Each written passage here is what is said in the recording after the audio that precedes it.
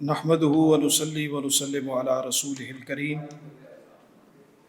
اما بعد فاعوذ باللہ من الشیطان الرجیم بسم اللہ الرحمن الرحیم۔ بزم اقبال محکمہ اطلاعات و ثقافت حکومت پنجاب کے زیر اہتمام آج حضرت اقبال رحمۃ اللہ علیہ کے دن کی مناسبت سے اس محفل مشاعرہ کا انعقاد کیا گیا ہے۔ میں آج کی اس محفل مشاعرہ میں تشریف لانے والے تمام شعراء کرام کا، تمام مہمانان گرامی کا بزم اقبال کی جانب سے جناب ڈاکٹر تحسین فراقی صاحب جو ناظم بزم اقبال ہیں ان کی جانب سے آپ سب کا خیر مقدم کرتا ہوں۔ آج کی اس محفل مشاعرہ کی صدارت ہمارے ملک کے ممتاز شاعر جناب انور مسعود صاحب فرما رہے ہیں اور وہ تھوڑی ہی دیر میں انشاءاللہ پہنچنے والے ہیں۔ ہم تقریب کا آغاز کر رہے ہیں اور آج کی اس تقریب کے مہمان خصوصی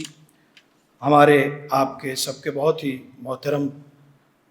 جناب ڈاکٹر خورشید رضوی فرما رہے ہیں، اور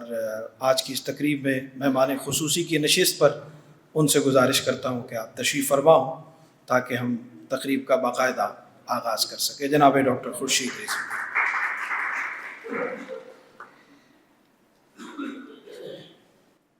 تلاوت کلام پاک سے آغاز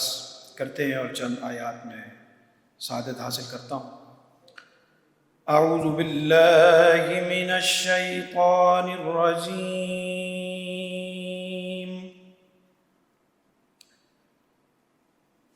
بسم اللہ الرحمن الرحیم،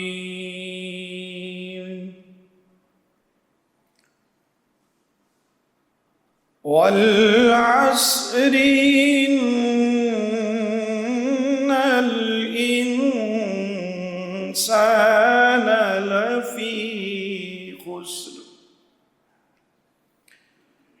إلا الذين آمنوا وعملوا الصالحات وتواصوا بالحق وتواصوا بالصبر، صدق اللہ العظیم۔